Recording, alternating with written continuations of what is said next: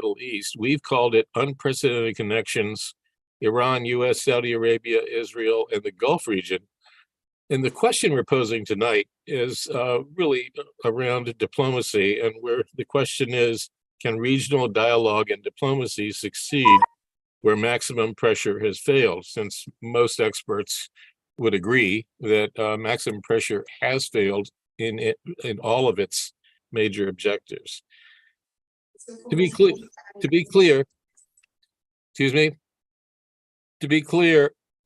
at the time in May when we named this event, the events of the last few weeks were, of course, not anticipated. But that aside, we were at the time and remain excited to be seeing new outreach between Iran and Saudi Arabia, the cooling of the conflict in Yemen. At least we hope it stays that way and gets even less conflictual than it has been. New outreach between Turkey and Israel. It's a welcome connection being made there. The exploration of the implementation of the Abraham Accords and openings among several countries. But I would quickly want to point out that one of the major objectives of the Accords was not to foster dialogue, but to further isolate Iran. So that fact is often left out of the positive crowing about the Abraham Accords.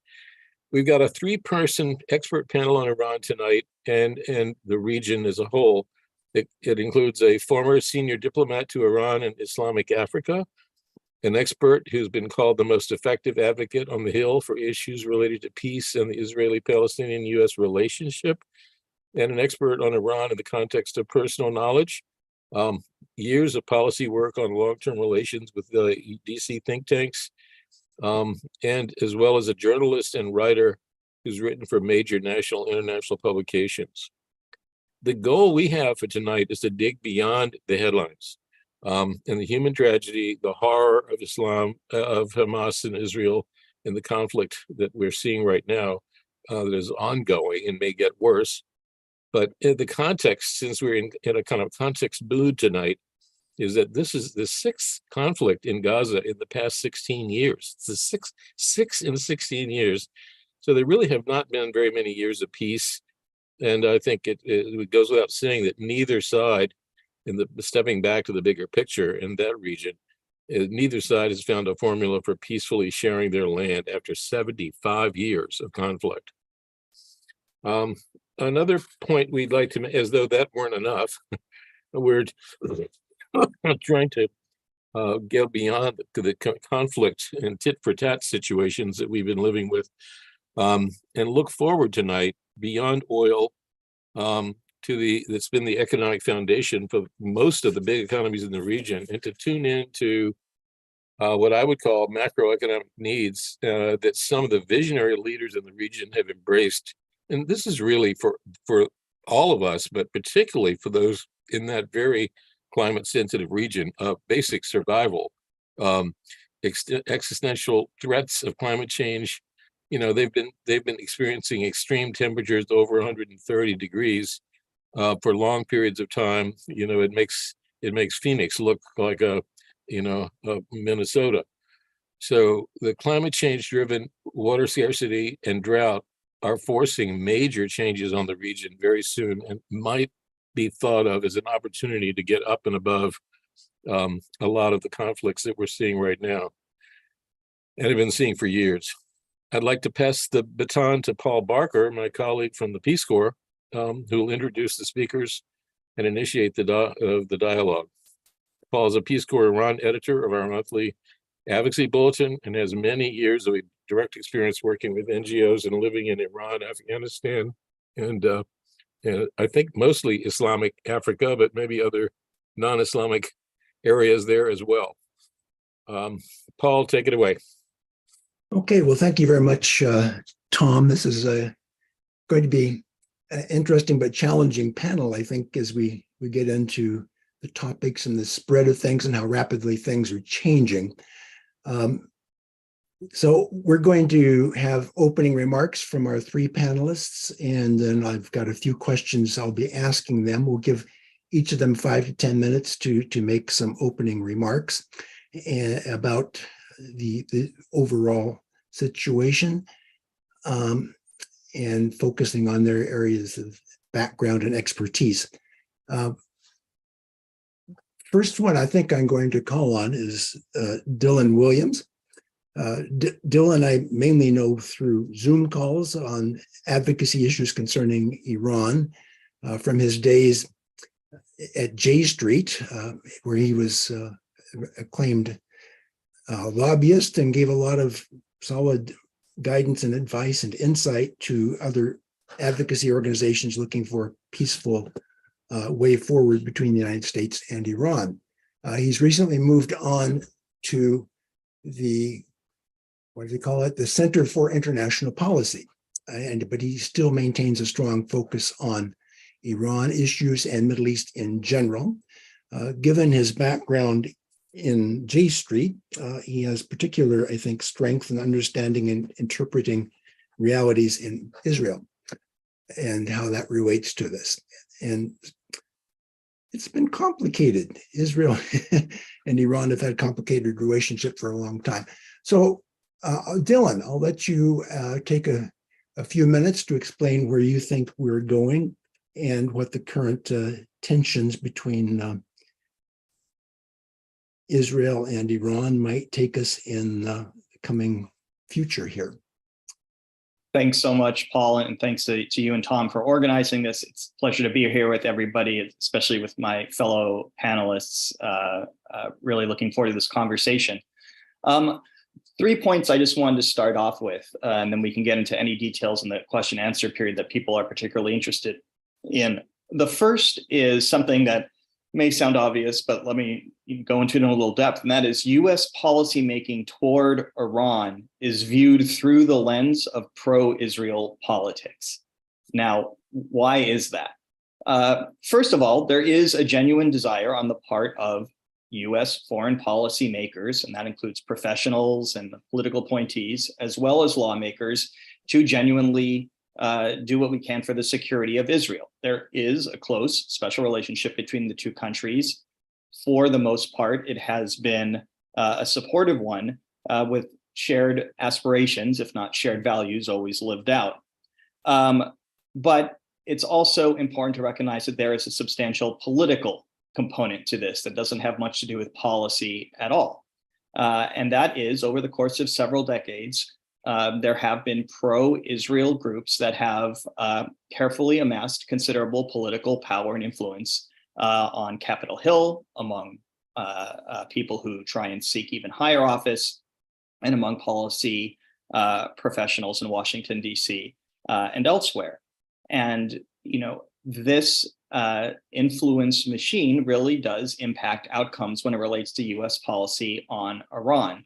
The organization I worked for 14 years, J Street, you know, came about in order to actually correct some of the misconceptions among American policymakers and politicians about where pro-Israel Americans and Jewish Americans in particular stood. The Jewish American community, my community, is overwhelmingly progressive on a wide variety of issues. However, there has been a perception that when it comes to Israel or closely related Middle East issues, the pro-Israel community, much of the Jewish community, is actually more conservative and wants to see more hawkish policies adopted. That's simply not true. Most Jewish Americans supported diplomacy with Iran from the get-go, starting around 2013. A supermajority of Jewish Americans supported the Iran deal in 2015, and the same supermajority of Jewish Americans opposed Trump's disastrous abrogation of that agreement in 2018.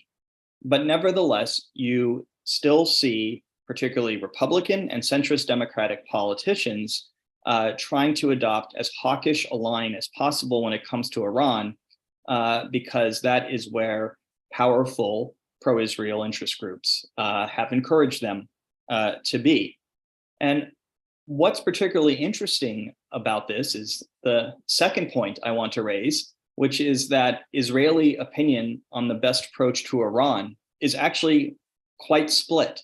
If you look at the political class in Israel, there is near unanimity there, opposing diplomacy, opposing the JCPOA, opposing any overture toward Iran other than a hawkish militarist approach as something that is naive or dangerous. But when you actually look at the Israeli security establishment, those are in some cases sitting Israeli officials, but more often than not, we are talking about hundreds and hundreds of former Israeli security officials or those who are still involved in think tanks in some manner.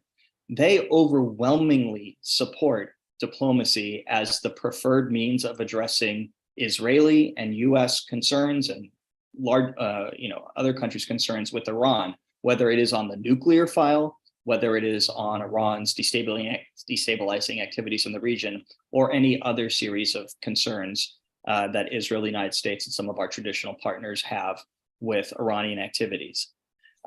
If you actually look back at the 2015 JCPOA fight, you'll see very clearly that you had obviously Prime Minister Netanyahu railing against the deal, rallying Republicans here in the United States.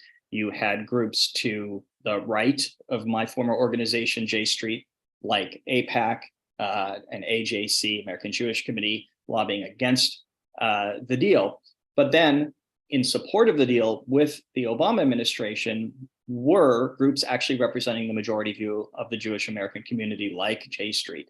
And for our part in that summer of lobbying, we found that the most effective tool was to actually bring over Israeli former security officials, very senior people, Mossad, former Mossad heads, that level of people, brigadier generals, retired, to actually sit with members of Congress and explain why it was in Israel's security interests, in addition to whoever else's interest it may be in. It was in Israel's security interest for the deal to be implemented.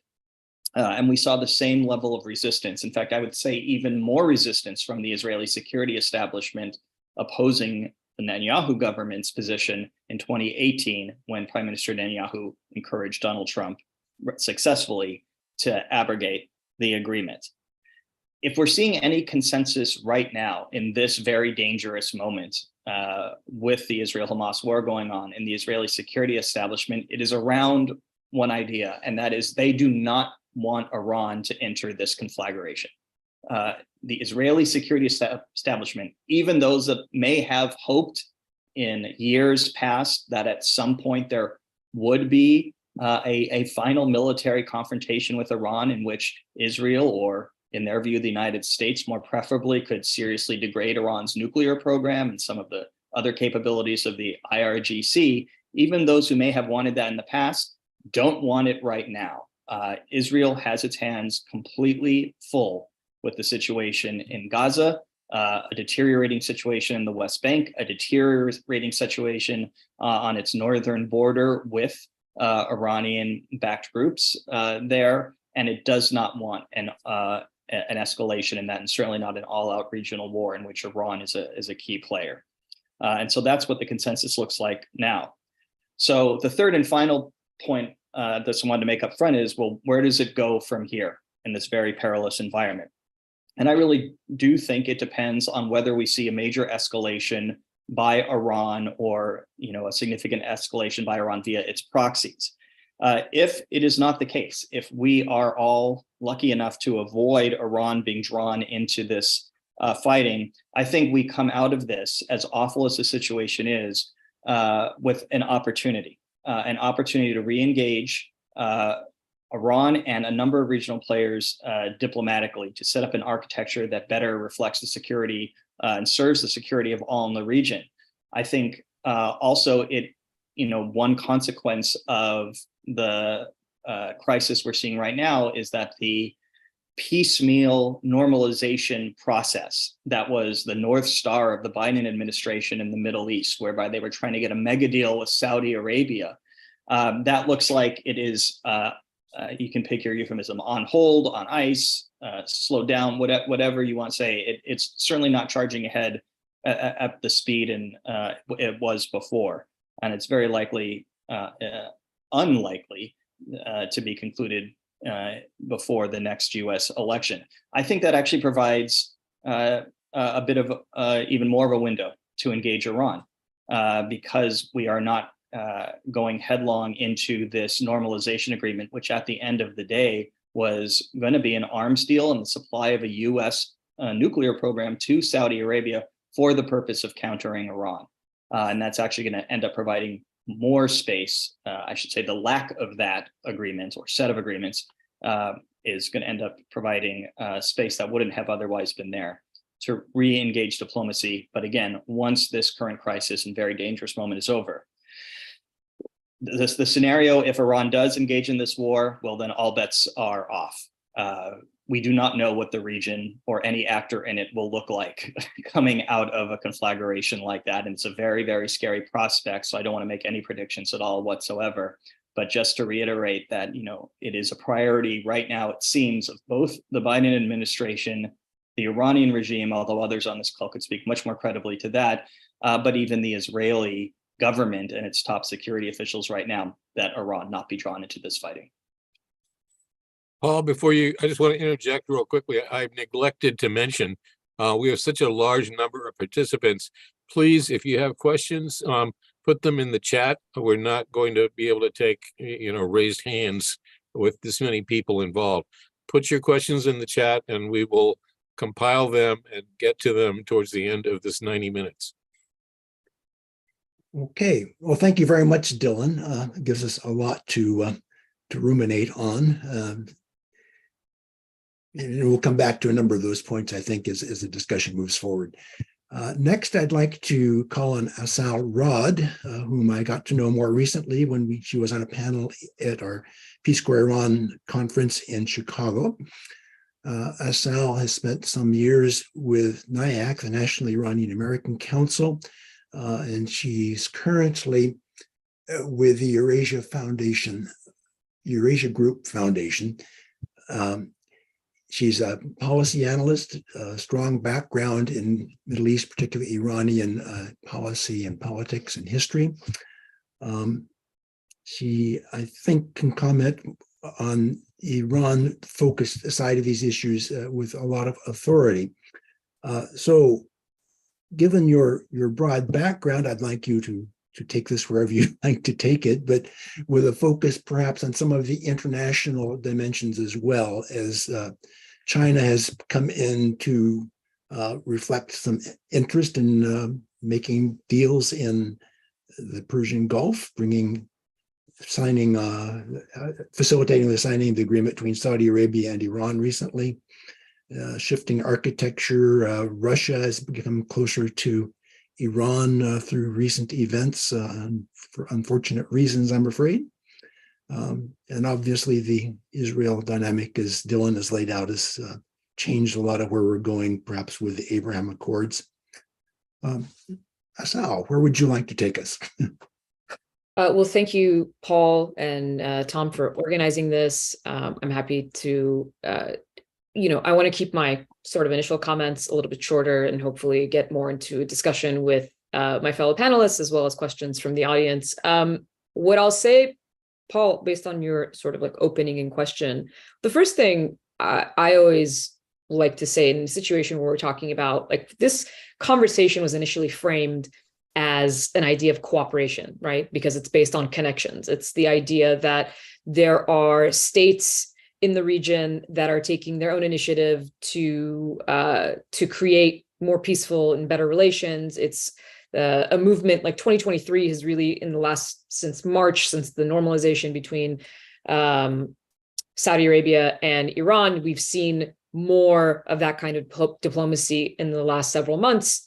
And cooperation really works when international bodies allow that cooperation to work, right? That's the reason why we came up with this notion of, and by we, I mean human beings, came up with this idea of an international community, right? What does that mean? What does international law mean? What does international community mean? Ultimately, the goal of having international law is to prevent war. That's the number one reason for its existence. That's why the League of Nations and then the United Nations were founded in the wake of world wars, right? It's to prevent the scourge of war.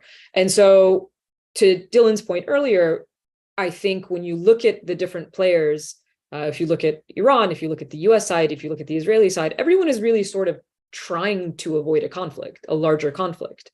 On the Iranian side, you can point to multiple events that have happened in recent years where clearly they have shown constraint, right? Going back to the assassination, for instance, of Qasem Soleimani, right? The Iranian response was very measured in order to prevent a larger conflict with the United States. When you have Iranian scientists that are being assassinated, sabotage of Iranian nuclear facilities, again, the responses, these sort of tit for tat responses, are measured on all sides because everyone's avoiding a larger conflict.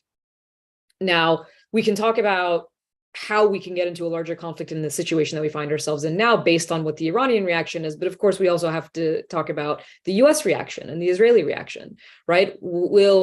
How far will the Israeli reaction go? We've already seen more than, I don't know the latest numbers, more than 5,000 civilians killed in Gaza, right? How far is this reaction going to go? At what point does the international community step in to say, ceasefire, we need to stop something? So it's not just a calculation of what will Iran do, but what will Israel do? What will the United States do? And why I bring up the US and why I tend to focus on the US is two key reasons. Number one, I'm an American.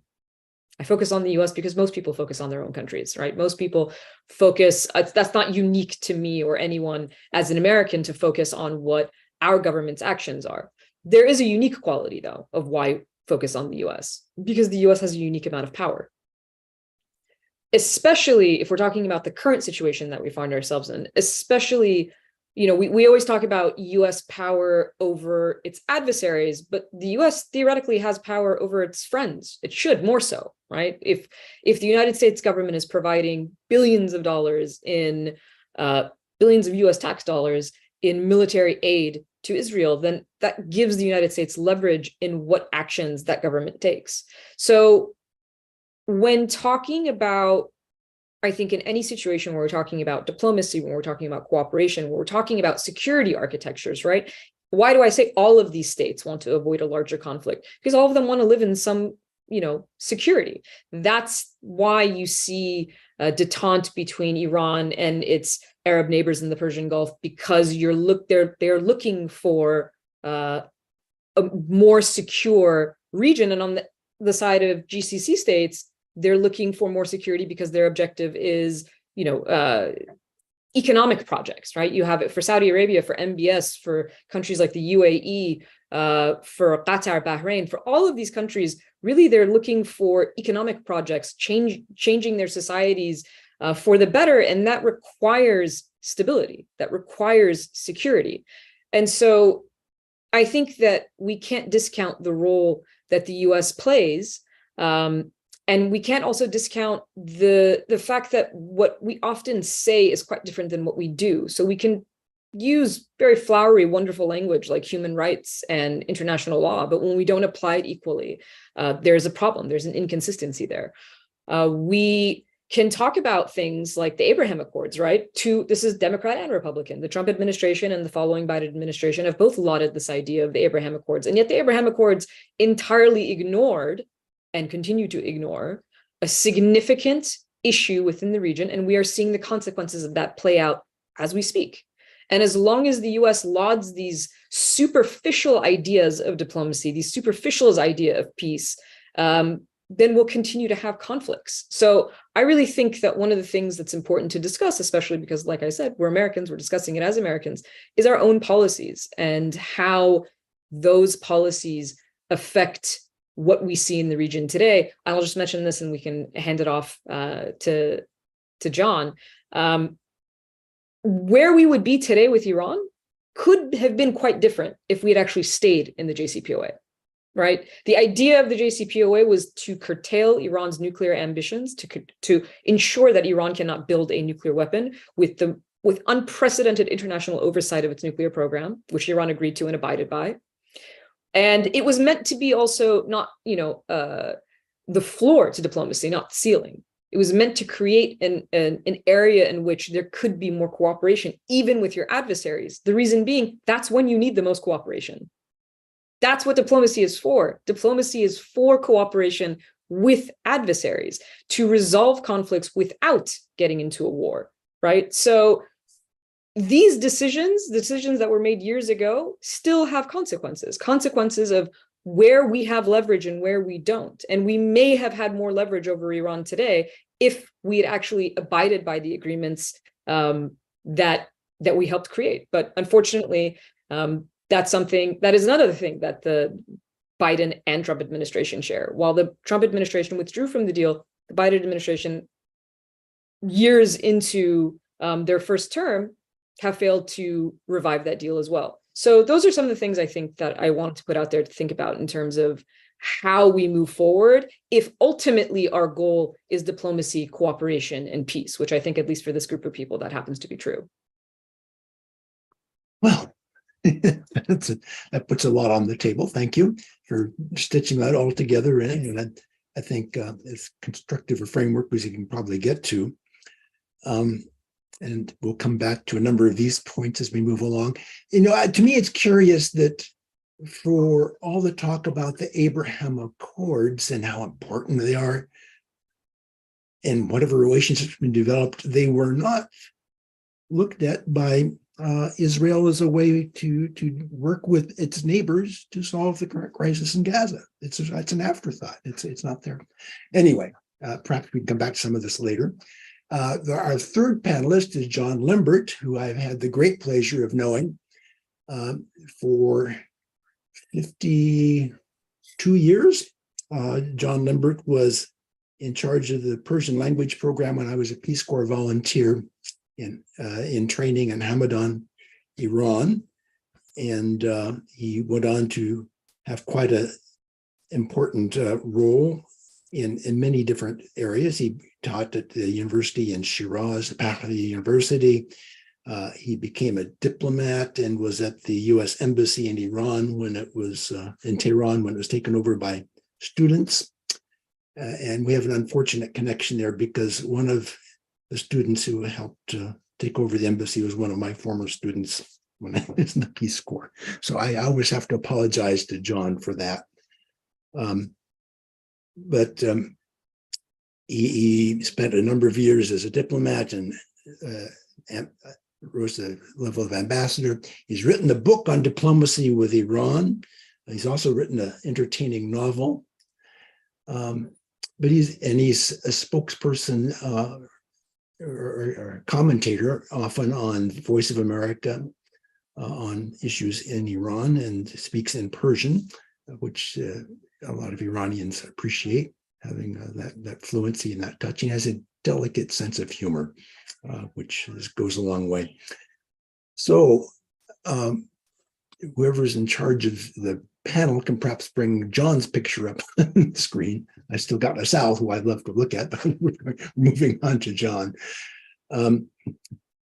And so, John, in view of your long history as a diplomat and as a professor of history and author of books on diplomacy with Iran,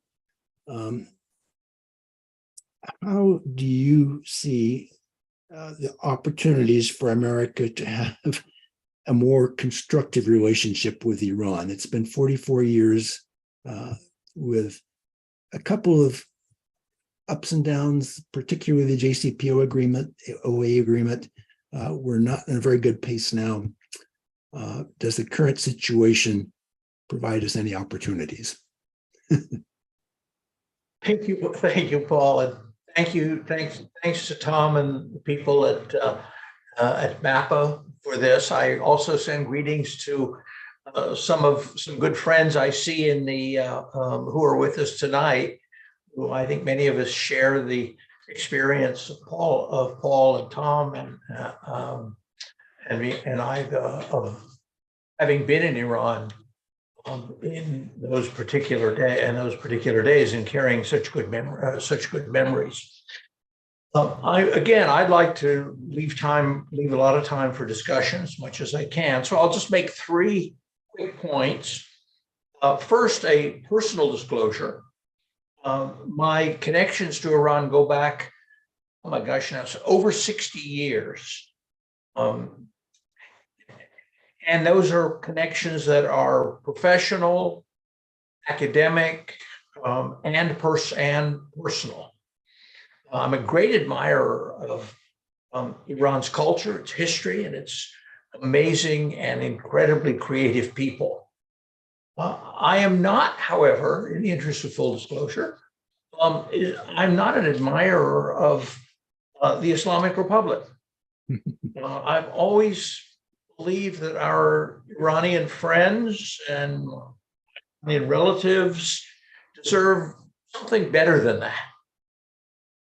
They deserve a government that treats them decently, all of them decently, especially the women, but a government that doesn't murder young girls because their manner of dress somehow displeases some particular vigilante on the street, or that doesn't imprison journalists, lawyers, filmmakers, and human rights activists and Nobel Prize winners. Second, I'm going to state the obvious. The US and Iran, we've been estranged for 44 years, and we've been in what I call a downward spiral of futility. You remain hostile. You remain unable to talk to each other except with threats, accusations, and denunciations. They are the world's greatest sponsor of terrorism. We are world arrogance, and so forth and so on. And this has gone on now for 44 years. I recall an Iranian diplomat a few years ago who was meeting with some of my students in New York, here in New York, and he started his talk with saying, well, I will tell you, the basis of our foreign policy is opposition to you. So we knew where we stood. We knew where we stood, at least. This estrangement has served neither side, but it's been persistent. It has resisted all attempts to find a more productive way. On the American side, things like maximum pressure, dual containment, umpteen-point ultimatums have changed nothing, had no effect at all. Adding to the problem on our side is a question of goals. What do we want? Do we want, for example, do we want the Islamic Republic to agree to every demand that we make? Do we want the Islamic Republic of Iran to collapse? What is called shorthand the regime change? Or do we want the Islamic Republic and the US to be able to talk about areas of mutual concern, just as we do with many countries that are not necessarily our friends? But without goals, without agreed on goals, how can we find a path that we could say is successful? Where are we going? I'll quote one of my favorite writers, Lewis Carroll, and the Cheshire Cat, who told Alice, well, if you don't know where you're going, I suppose any road will get you there. And that's where we seem to be.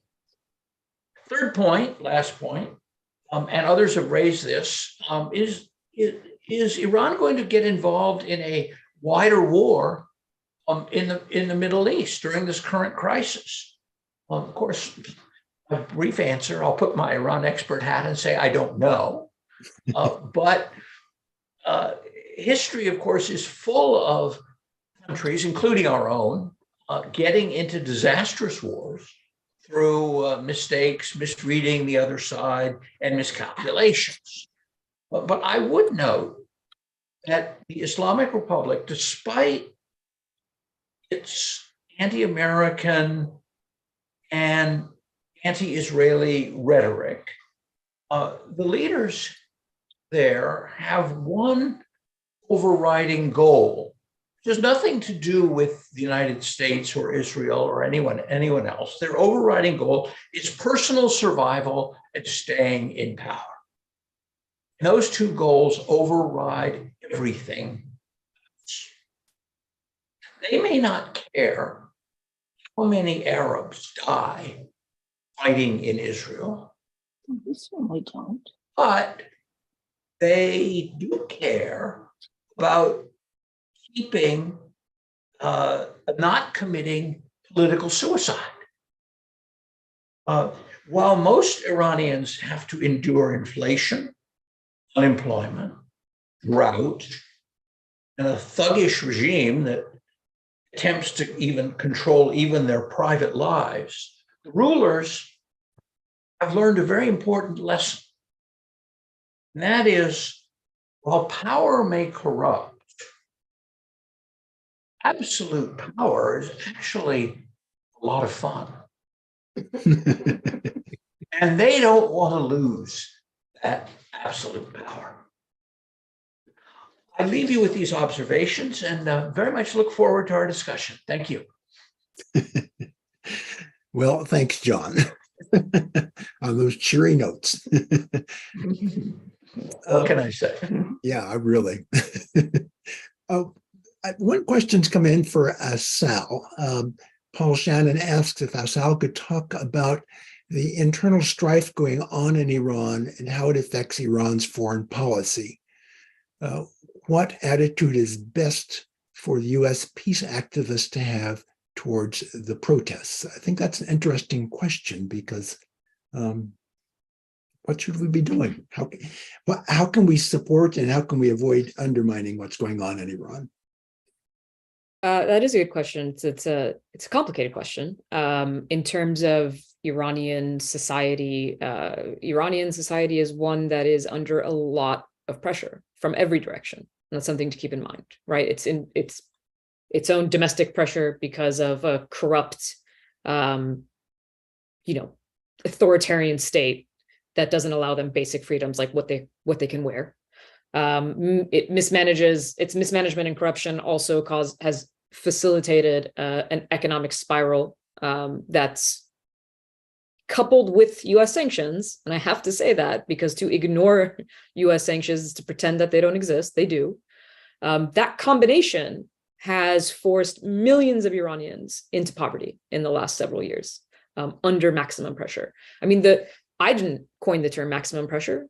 The U.S. government did, right? So this is what we're saying we're doing to the state, putting maximum pressure on it. So for individual Iranian civilian living in that country, they're just pressure from everywhere, pressure from outside, pressure from inside. So you can imagine it's not a good situation. It's a very, very dire situation. And this is the protests that we have seen not only last year in 2022, in 2019, in 2017 and 18, in 2009, all of these have been sparked by different things. In 2009, they were sparked by a political issue.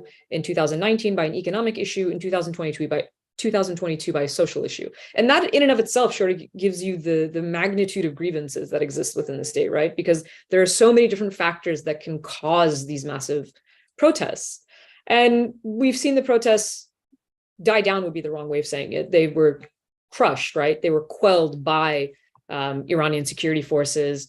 As well as the fact that because they were somewhat reactionary, there was no organized leadership, right? That served a purpose at the time. A lot of people would say, well, this is a leaderless kind of protest movement. It's really just, it's being led by women, by young people, by Gen Z. But also it creates a situation where what is the achievable goal? What is the goal? What is the outlook? So let's say the goal is to get rid of the Islamic Republic. Replaced with what, right? So when you're missing some of these elements, it's harder to see that social movement turn into an actual revolution. One of the things that precipitated the 1979 revolution were military defections, right? The Royal Army, you had people who were actually defecting against it. The Islamic Republic has a parallel military force, right? It has the traditional military and it has the IRGC. In one of its initial purposes was to, basically allow cushioning for itself for those types of defections. So create a military force that runs parallel to the traditional military that's supposed to be loyal to the Islamic Republic and the supreme leader. So these are all obstacles in what Iranians are facing. One of the problems with a very dire economic situation coupled with US sanctions, is the fact that even if you wanted workers, and they have workers before the 2022 protests were already organizing, right? There's a labor movement in Iran, but how easy is it to go on strike when you literally can't afford to? You have to feed your family, right? When you have a middle class that's basically been decimated, people who already lived in poverty who are living in greater poverty, and now people who actually were middle class below the poverty line, it's very difficult for them to change their situation. So, when the question is, what do we do? I think that the most important thing to keep in mind is there's a limitation to what we can do.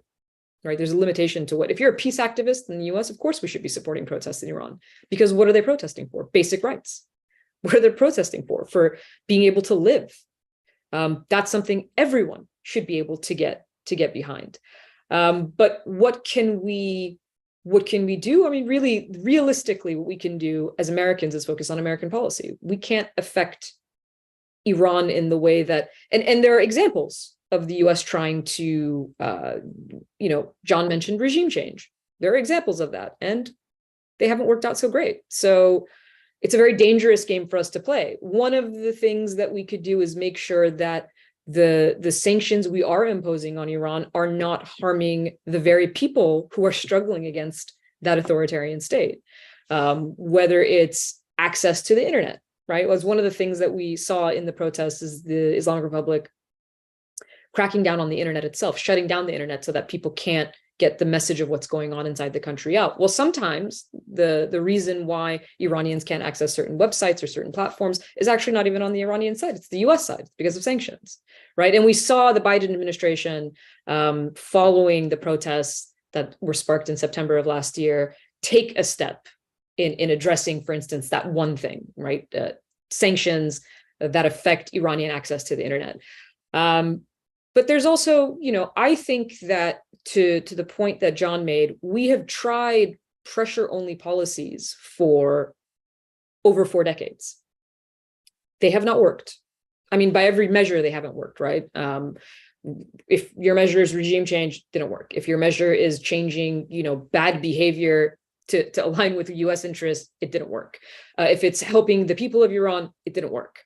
So where, there was this very short sort of period where there seemed to be a US government that wanted to take a different approach. And that was the Obama administration, and that was the JCPOA. We never really let it take shape, though. It was never really given a chance to see what happens.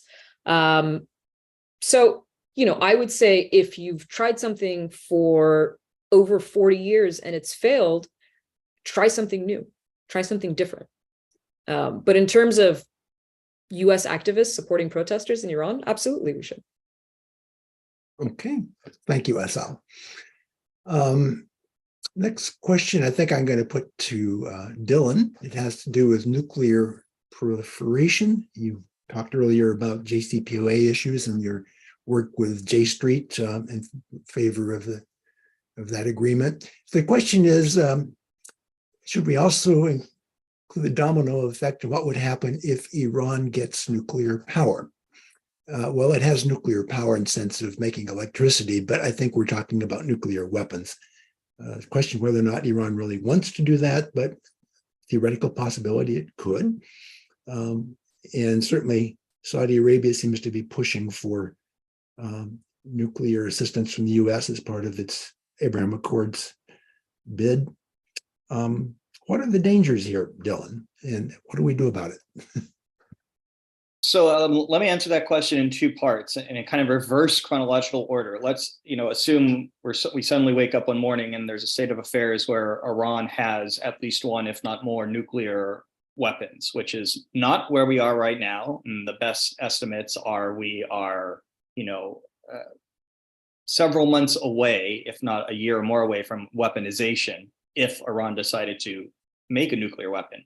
But let's just, for the sake of argument, assume we wake up one morning and we're there. Well, then we're in a very dangerous situation, a situation that's much more dangerous than the one we have now. We've all, for generations, we've all understood, what is more capable What activities are more easily done when a state is in possession of a nuclear arsenal than when it is not, and it isn't by any means constrained to use of those weapons. It's the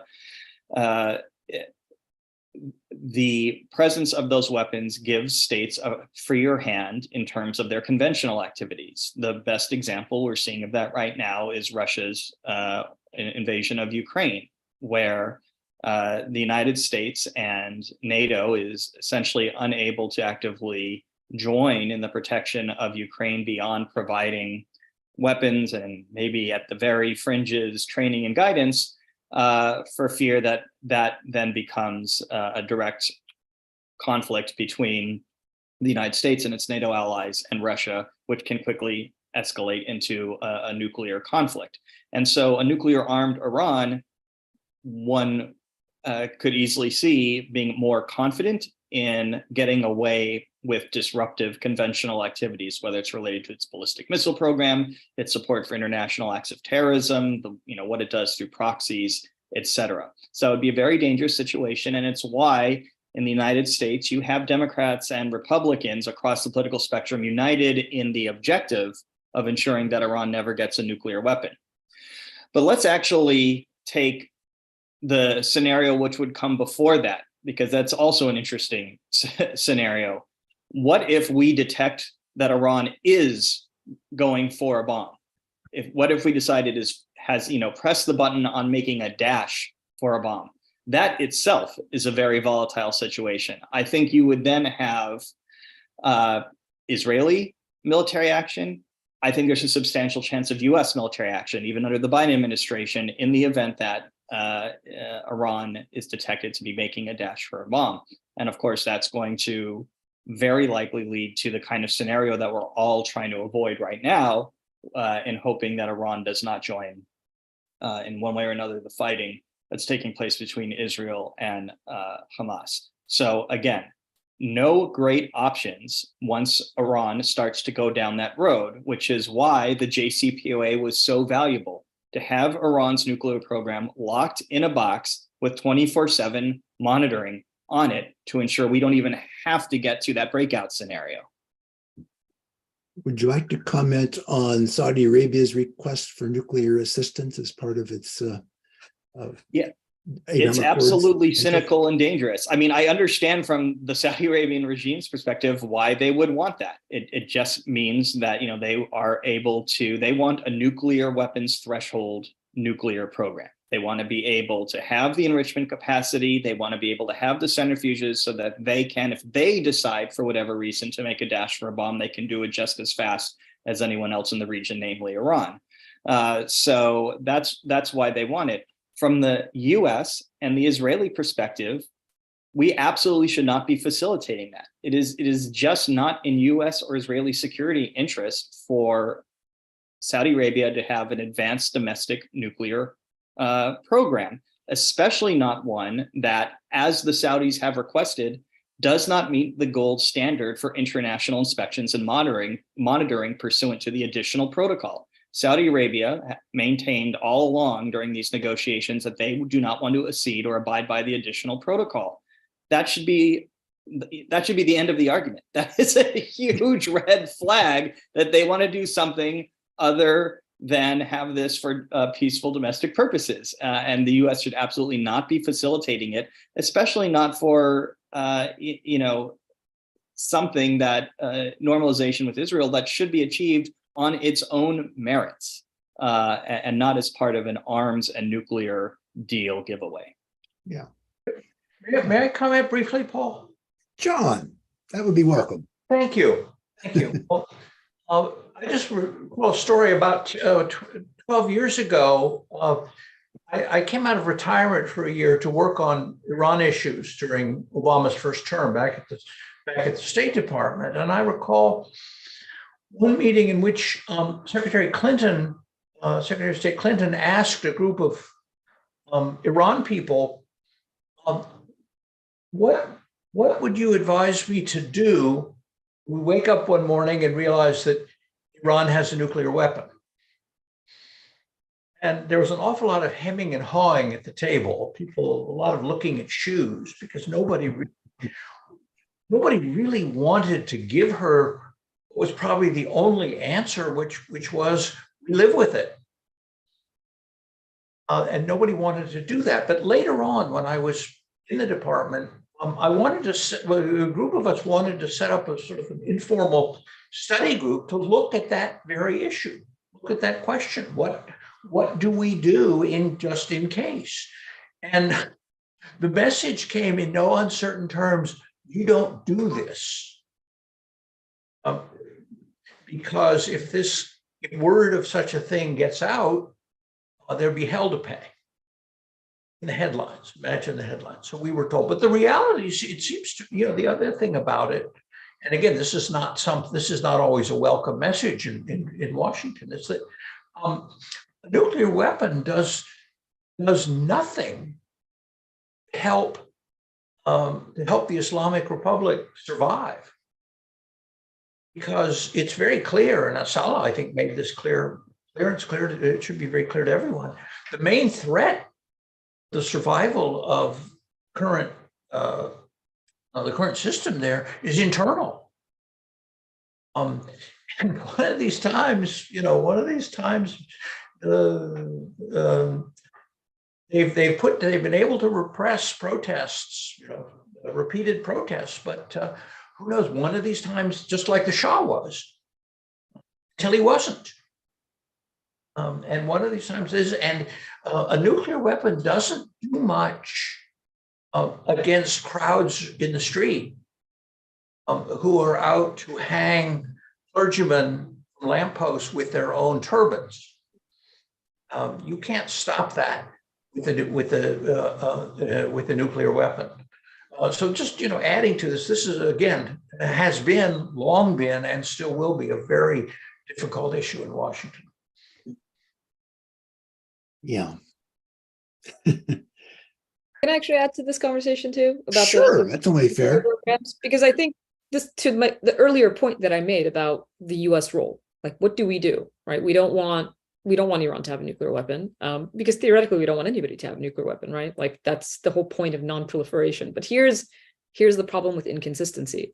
We won't acknowledge that Israel has nuclear weapons. Israel won't acknowledge that Israel has nuclear weapons. So you have a situation where the constant double standards, the constant differences. I mean, we're acting as if the calculations on the part of our adversaries are just insane, but they're not. Right? They're calculating based on the reality that they live in. They are living in a reality where there's a nuclear armed state in the region, and no one wants to acknowledge this as a fact, because the idea of the United States is to make sure that Israel has a military edge in the region. And everyone in the region, put Iran aside for a second, no one else in the region is happy about that either. So, for instance, pretty much everybody supports the idea of a nuclear-free zone in the Middle East. I mean, if you wanted to have, if nuclear weapons are an issue, then the clearest and best solution is to say no one has them. But the United States and Israel both object to the idea of a nuclear-free zone in the Middle East. So these are the problems, right? Where we're discussing the things that we don't want, but at the same time we're just treating our adversaries like. And that's the framing. The framing is always, well, they're ideological, they're fanatic, they're this, they're that, when in fact, like, our own position is very often fanatic in the way that we approach things. The fact that we use phrases like unconditional support for anyone, insert any country after that, it doesn't matter. Support should always be conditioned. It doesn't make any sense to call something unconditional, because that means whoever we're giving unconditional support to has a green light to do whatever they want, and we should never do that. Our support should always be conditioned on something, no matter what state we're dealing with. So there is a problem in the way that we approach things and how we actually can find resolutions, which pretty much everybody agrees on. Nobody wants Iran to have a nuclear weapon. Iranians don't want Iran to have a nuclear weapon. So how do you do that? You have to do it through some kind of realistic diplomacy. And by offering up a nuclear program to Saudi Arabia, you're not engaging in that, while the other country is being sanctioned to death. But to Saudi Arabia, if you do this thing, we'll give you this thing that this other country is being sanctioned to death for. So it doesn't, and everybody gets this. Anybody who's privy to this information understands that it doesn't really add up, including the people we're dealing with, the adversaries that we're dealing with. Yeah. Yeah, when John and I lived in Iran, in the Shah's time, relations were quite friendly between the US and Iran, and we helped them start their nuclear program. And we really encouraged them to become sort of the major power in the Middle East. And that didn't turn out too well. And so by encouraging Saudi Arabia and the UAE to become major military powers in the region, I'm anxious about where that goes to. Stability being what it is. I think I'm going to shift to an environmental question. In announcing this panel, Tom mentioned climate change issues. We all remember hot summers. Well, those of us who are in Iran, quite hot summers in the summer, and they've only been getting hotter. The miraculous engineering of thousands of years has been these qanats that bring mountain water down to desert oases, and those are going dry at an alarming number. Iran's population has exploded from 30 million when I was there to over, 85 million now. Dams are being built such that rivers no longer get where they need to go. It's a catastrophe. I'm going to put this first to John because he lived there for so many years and has a fondness for the people and the environment of Iran and the poetry and everything else. But John, it's not a uniquely Iranian challenge. The population of every country in the region's exploded. Is there any silver lining in all of this? Is there any incentive for countries to work together in ways that we might not have seen before, just given the nature and the scale of the environmental threats that we're up against? In a reasonable world, yes. If we lived in a reasonable world. This is hard, and it's so sad. I mean, watch. Recently, there was a fascinating Iranian movie. Film came out. I mean, made in Iran, called. The English title was "Hit the Road." The original title was Jade Haki, the dirt road. And one of the scenes was this group of people driving their SUV across the dry lake bed of Lake Urumia, which was one of the natural wonders of that part of the world in terms of wildlife, particularly wildlife. I mean, the thing of migratory birds and everything else. It's gone. It's just gone. Mismanagement, profiteering. Some of this is just out and out profiteering. I'm told what's happened up on the Caspian coast is an environmental disaster. Before we started, we were talking about Esfahan. The population policies, the Islamic Republic's going back and forth on family planning, but obviously, the population being what it is, tremendous pressure on jobs. What you see, the other thing you see is outward migration. Before the revolution, Iranian, as I remember, Iranians did not emigrate in large numbers. There were individuals who left, but now you have these huge numbers of people basically seeing no future, caused by all of these factors. Among the factors that we see, unemployment, inflation, all the rest of it, and again, it's these pushes, and you wonder. You said, is there a silver lining? Maybe the silver lining is, all of these young people who are smart, who are well educated, who are savvy, maybe at some point they're going to figure, we're not putting up with this anymore. We're not putting up with a bunch of old men whose education is basically medieval, and they're hired goons telling us what to do, how to dress, how to walk, how to speak. We're not going to put up with this anymore. And they can look around, and added to the pressures on individuals is the destruction of the environment. Which, I'm sorry, you can hide a lot of things, but that you can't hide. Would they be willing to? Is that an area of possible cooperation with other countries?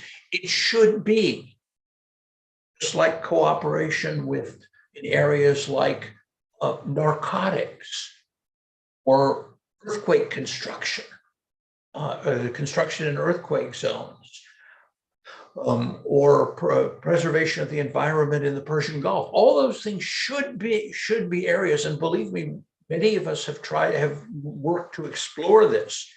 But, and I'm not pointing any fingers here, but this has proved, like many things with Iran, just very, very difficult. I mean, there seem to be three rules when you work with Iran. One is everything takes longer than you think. Everything is harder than you think. And just when you think you're making progress, someone or some bad luck is going to come along and screw it up. And as I said, one wishes that were the case, that we were able to say, hey, this is threatening all of us when the rivers dry up, when these famous hamoons, the wetlands disappear, disappear, when the fish disappear. All of this threatens everybody. So far, cooperation in these areas, from what I've seen, has proved very, very difficult. I'll end with a story just to give you how difficult it can be. After one of the earthquakes in Iran, I forget which one, the United States offered help to send in aid, and it was turned, at the time it was turned down. Later on, they did accept it. After the BAM earthquake, it was accepted, but earlier it was not. And there was I think the then Governor General of Khuzestan wrote an editorial. This guy, by the way, had been a fire breather who'd been one of the students, not your student, Paul, but one of the students who were our hosts when the embassy went condo back in '79. He wrote this editorial. He then later had a political career and was Governor General of Khuzestan. He wrote this editorial and he said, we don't need your effing help.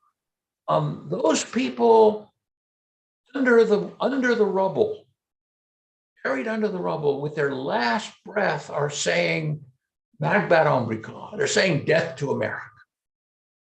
That was the kind of thing that you were working with. I mean, it's hard enough on the other side too. I'm not casting them saying it's all on one side, but so far, that reasonable world that we all would like to see, it's very difficult to find. I'd like to sort of do a follow-up question to maybe all three of you. But Iran is mostly a high plateau that doesn't have quite this challenges except along the Persian Gulf region that, say, Saudi Arabia or Iraq or the other sort of low-lying places do, at least not to the extent that they're much more vulnerable to both the water and the temperature issues. But MBL, for whatever you might believe him saying, has been quoted in the last few years as really trying to push even Saudi Arabia, with its enormous oil wealth, starting to think beyond oil and the possibility that the oil market, will somewhere over the next 10 to 20 years collapse as we move away from oil, and is trying to say we've got to go on and do something different. So even the biggest oil producers, at least he and his closest advisors are seeing a sense of urgency. And I just wonder if any of you have sensed, visionary leadership anywhere among those countries that's beginning to say, this isn't something we can fix overnight. We better start now because, in 10 years or less, this is really going to be a crisis facing everybody, a real existential crisis. So is there any urgency, or is this simply we'll get there when we get there?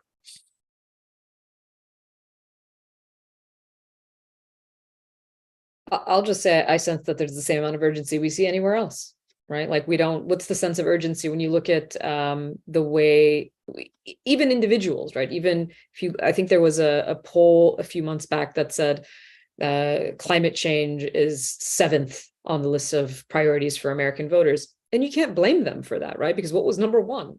Economy, right? Like healthcare, things that are associated with your basic needs, right? And I think for most people, it's difficult to grasp something that hasn't happened to you yet. So we're all thinking about our immediate situation. And I don't think it's unique to the region. I think this is a global issue, right? Which is why it requires global cooperation.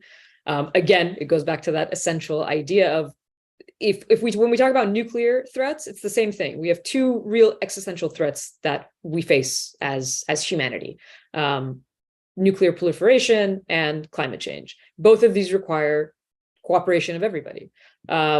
So, I don't think that that's unique to the region, but I will say, when I was mentioning earlier, right, like Vision 2030, which is MBS in Saudi Arabia, the idea is to start getting away from entirely focusing or relying their economies on oil production, because there is this idea that that's not going to, it's going to run out. Not only is it going to run out, but it's also something that is bad for the environment. And I'm not even saying it because they're thinking of the environment. I'm saying it in the sense that they're just thinking about their own futures. That exists, but that concept also only exists in a region that is secure, that is stable. Because if there's wars going on, then that's again going to be the acute issue that has to be dealt with before you can deal with these more long-term, very significant, but what is not affecting them in the moment.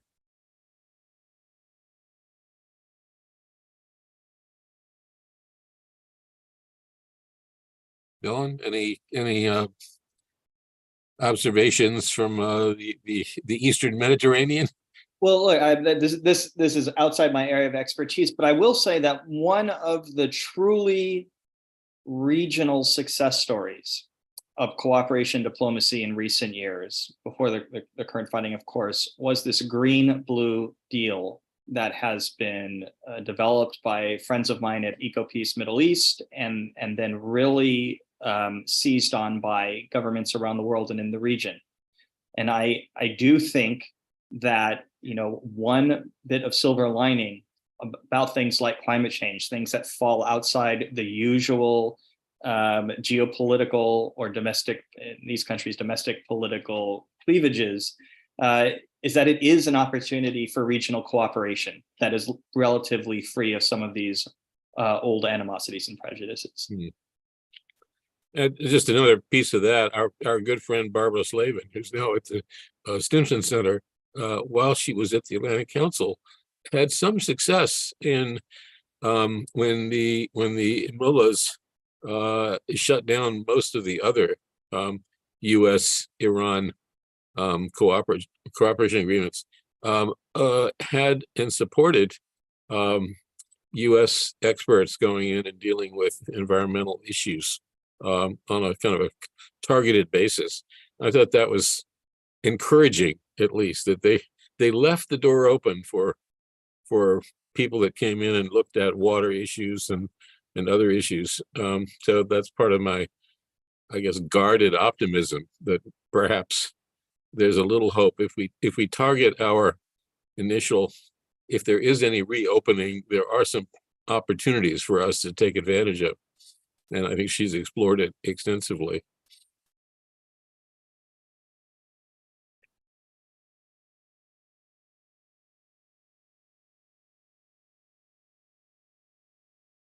Paul, you're You're muted. muted.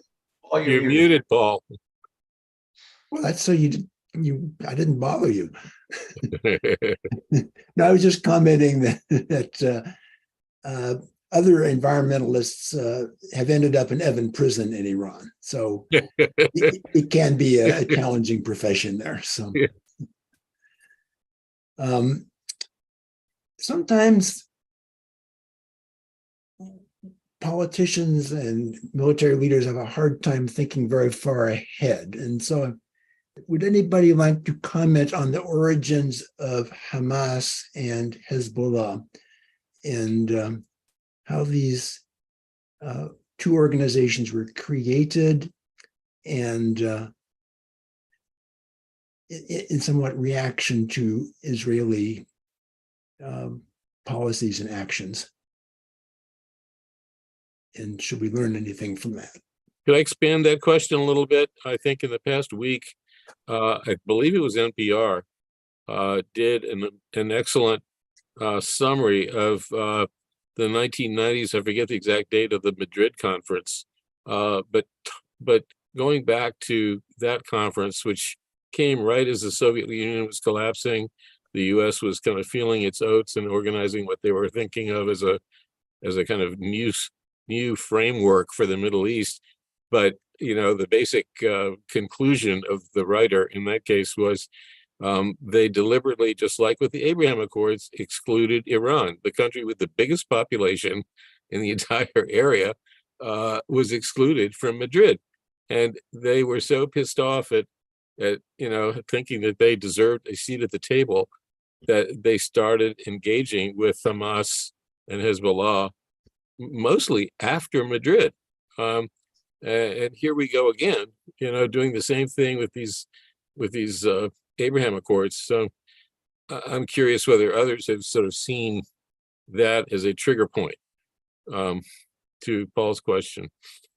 Well, Dylan, I think you want to add to this, but just on the point that Tom made about Iran engaging after, I think Madrid was 91, if I'm not mistaken.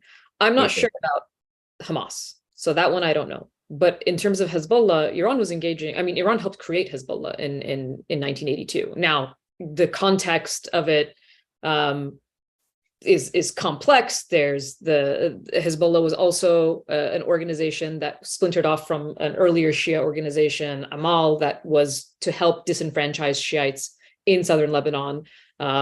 Lebanon has many different religious sects in the country. That's one of the sort of roots of conflicts that exist in the country at times. Shiites are a plurality, if I'm not mistaken. I mean, I think it's the largest one religious group in the country that happen to be disenfranchised. And so there's roots of that go back to like the 1970s and whatnot. After the revolution in Iran in 1979, there's Iran helps the creation of something like Hezbollah. It doesn't create it entirely on its own either, right? I always have a problem with the language that we use because it makes it seem like these groups have no agency of their own. And that's why I said this, like the emergence of Hezbollah on the scene is also related to factors that predate even the Islamic Revolution of 1979 in Iran, right? Predate the existence of the Islamic Republic. But it was also a reaction to Israeli occupation of southern Lebanon and, the attacks that occurred in southern Lebanon from Israel as well. So there's a whole political, historical context as to why that group emerges, but I just wanted to say it does predate. Certainly engagement predates Madrid on that front. Hamas, of course, doesn't come into existence until later in the 80s, so that I don't know. And I wonder if Dylan or John know if the Madrid point is accurate in terms of Hamas. If John wants to weigh in on that, please, he absolutely should. But look, I would want to avoid giving too much weight or too little weight to describing which particular actor contributed to the start or rise of Hamas. I think what's much more relevant, both to how we ended up here and what's going to happen next is the incontrovertible fact that Netanyahu was expressly utilizing Hamas to prevent Palestinian statehood and continually undermine the Palestinian Authority. And that is a massive chunk of how we ended up in this current crisis.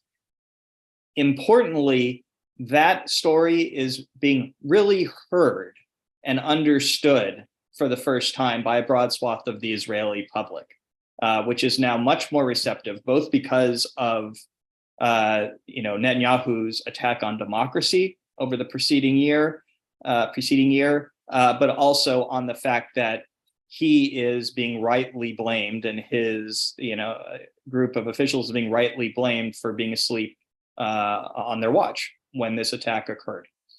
And so I think there are going to be consequences, really for the first time, real consequences for Netanyahu for how he has misplayed not just this moment on October 7th, but how an understanding of the Israeli polity of how his policies, his manipulations have completely undermined Israeli security via undermining the legitimacy of Palestinian institutions that could have, concluded a real and comprehensive peace with Israel. And that leads, that kind of implicates two other questions that I've just seen in the chat, if I can just comment on them briefly. One is, can the Israeli security establishment exert more influence on policy matters?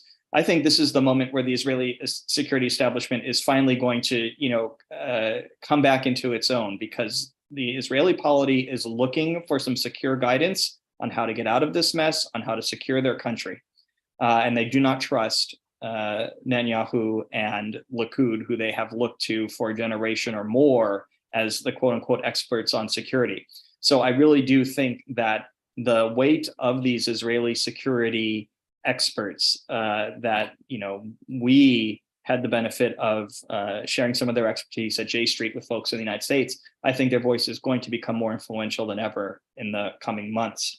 The other question, can Hamas be defanged?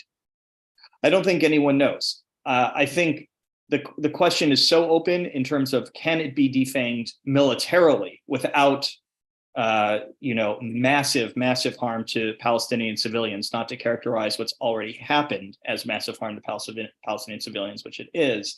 I think Israel doesn't know, and the United States doesn't know. And that's part of the reason we have this unofficial pause in the ground invasion, is Israel itself doesn't know militarily how it can achieve that, how it can achieve defeat or at least material degradation of Hamas to prevent another attack like October 7th and constant barrages of missiles in the future. While I'm not going to hold out that diplomacy is going to be a silver bullet here, I think it is interesting what has already been accomplished, even in this most difficult and gut-wrenching of environments in the past 2 weeks. The United States has gotten hostages out too. Not all of them, but we started to get some of our hostages out. Israel just had 2 elderly hostages released as well. Turkey finally kicked out some of the key leaders of Hamas from their territory, which has been sought by the United States, pro-Israel advocates, and others for years. And consequently, that also opened the door to them working out their differences with Sweden and allowing Sweden into NATO yesterday, which is just a remarkable development that's completely gone under the radar, I think, with everything else going on. So I do think there is something that to be explored there in if Hamas cannot be defeated or materially degraded militarily, and that's an open question, what is the path to ensuring some sort of security architecture that prevents an attack like this in the future? And I think the answer to that may be in some really serious regional diplomacy that involves players like Turkey and Qatar at the table with the United States, Jordan, Israel, et cetera. Can I add to that? Just especially the tail end of what Dylan said. Please. The thing is these groups often get talked about because they capture our attention. And they're always Iran linked, right? And the reason I put that in quotes is because so often when, I don't like the use of the word proxies, because when you say Iran proxies, it makes it sound like Iran is telling them what to do and they're just doing whatever Iran says. And that's not the case. These are whether it's the Houthis in Yemen, whether it's Hamas in Palestine, whether it's Hezbollah in Lebanon, whatever it is that we're talking about, whether it's Shia militias in Iraq, all of these groups have their own very real context, historical, cultural context. And if we ignore that and make it seem like they're just, Iran is some kind of puppet master that's telling everybody what to do, then we're not really even addressing what the issue is. So when we're asking a question like, how do you defang Hamas? The follow-up to that is, well, why does it exist? What happened, right? Because also it didn't exist until 1987. Yet every time we hear about, especially in Western framing, about the issue for Palestinians and Palestinian liberation vis-a-vis Israel, the question becomes, well, the problem is Hamas. Well, Hamas didn't exist until 1987. What was the problem before that? Obviously something else. So we're not going to the root of any kind of issue. We're not talking about, that's what the problem with the Abraham Accords were, right? We're celebrating ourselves for these incredible breakthroughs that are really just arms deals. They're called peace treaties. They weren't at war with each other. The actual issue is being ignored. And this happens over and over and over again because the rhetoric we use, very similarly, I should add, to exactly what a country like the Islamic Republic does, right? When they face massive protests, do you think they look at the root causes of those protests or take any responsibility for them? No, they just blame the United States and Israel. So aren't we participating in a very similar discourse when we're not actually addressing the issues, the rightful grievances that some of these states and non-state actors have, because we're just focusing on the aftermath, but not the cause? And so if we want to defang anything, we're going to have to look at what the cause is, because something else will just take its place. John, any wisdom to share on this? Not much. Just a comment on sort of Arab-Iranian relations, because it's a fascinating subject. Iran, whoever rules Iran and the Islamic Republic particularly, has a real strategic problem. Iran is not part of the Arab world, and is not accepted in the Arab world. And those of you who know Iran will know sort of the popular view of Arabs among Iranians is not very positive. But Iran, if it's going to have any regional role, needs some kind of passport into the Arab world, because it doesn't have one. It's a foreigner. I have to call the Iranians the Bretons of the Middle East, because back in the First Crusade, a contingent of Breton soldiers showed up to leave for the Holy Land. And as they were about to, then they said, we want to go on this crusade too. And of course, they wanted to rape and pillage their way across Europe, just like everybody else. And the others looked at them and said, no, who are you? And they said, well, we're Christians too. And they said, no.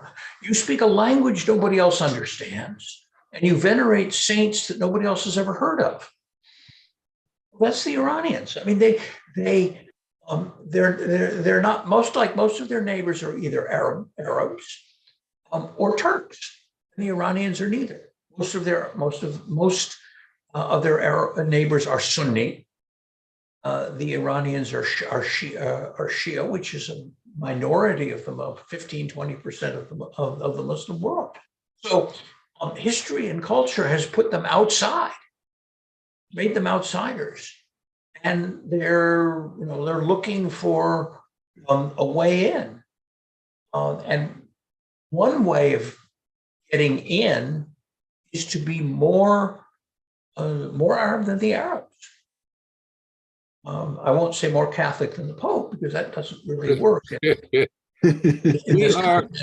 We're down to 4 minutes, and I'd like to suggest that there they are. But there they are. So they are shouting more pro-Palestinian. They claim to be more pro-Palestinian than the Arab country, than their Arab neighbors, looking for this way to build up some kind of entree into their region. Could we, in the 3 minutes we have left, ask for a lightning round where each of you just does a 1 minute,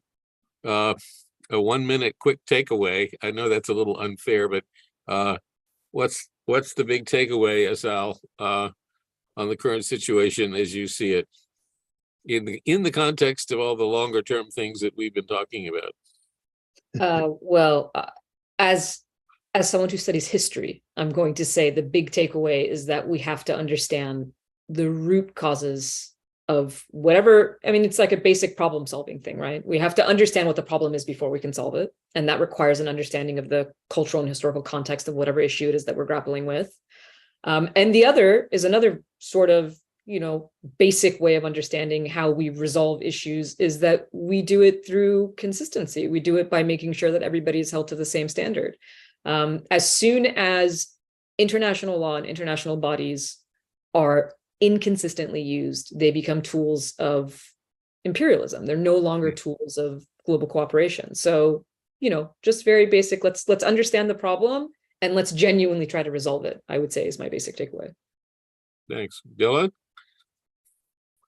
Look, I'm going to borrow from Asal. Oh, sorry, was it my turn? Or It could be either of you. Was it me or was it Dylan? I'm sorry, either one. Oh, it doesn't, I'd said Dylan, but. Okay, sorry.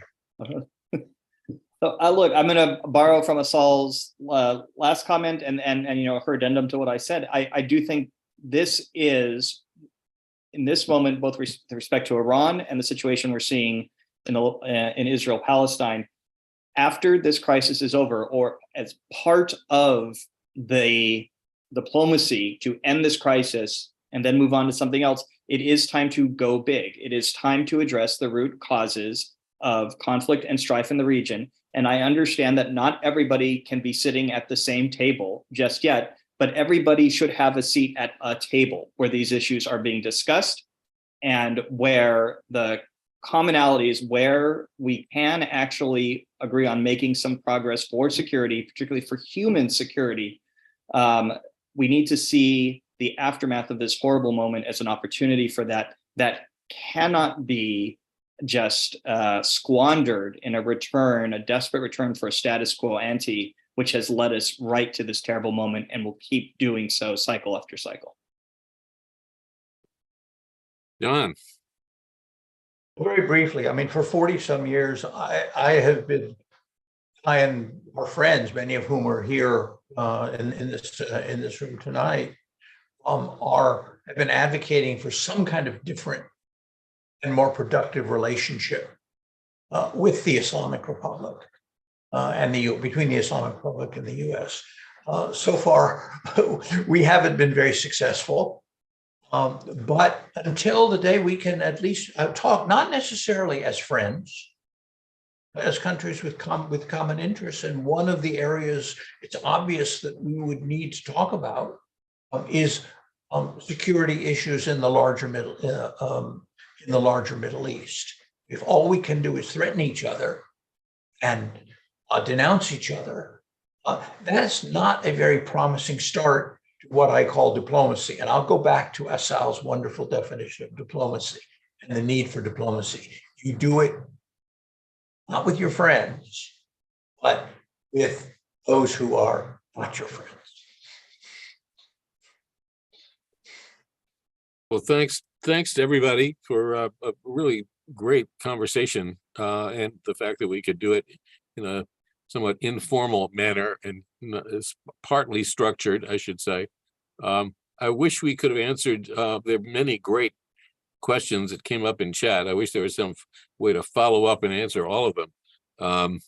But we're out of time, and to respect the time limitations that everybody has in their daily lives, I think we should wrap this up. And I thank everybody here on the panel. It's been a fantastic night for me. I've learned quite a bit here myself.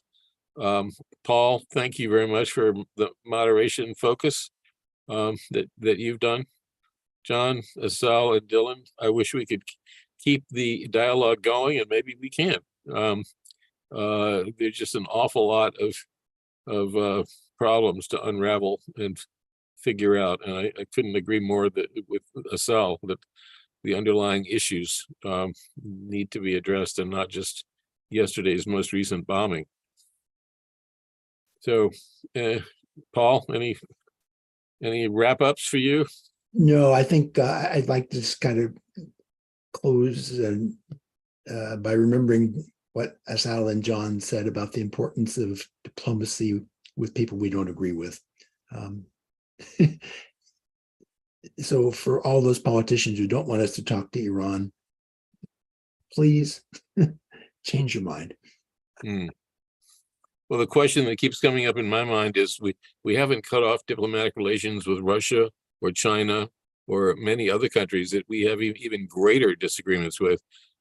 So what's the logic of maintaining no diplomatic relations for 44 years? We're shooting ourselves in the foot. And that's a really sad way to be trying to deal with the big problems that we are trying to deal with. Maybe we're not trying to deal with those problems. Anyway, thank you, everybody. I think we had a great participation in the group of folks that were with us tonight. I look forward to future similar events. Good. Thank you. Thank you guys for doing this Thank you again. so much. Have a good night, everyone. Good night.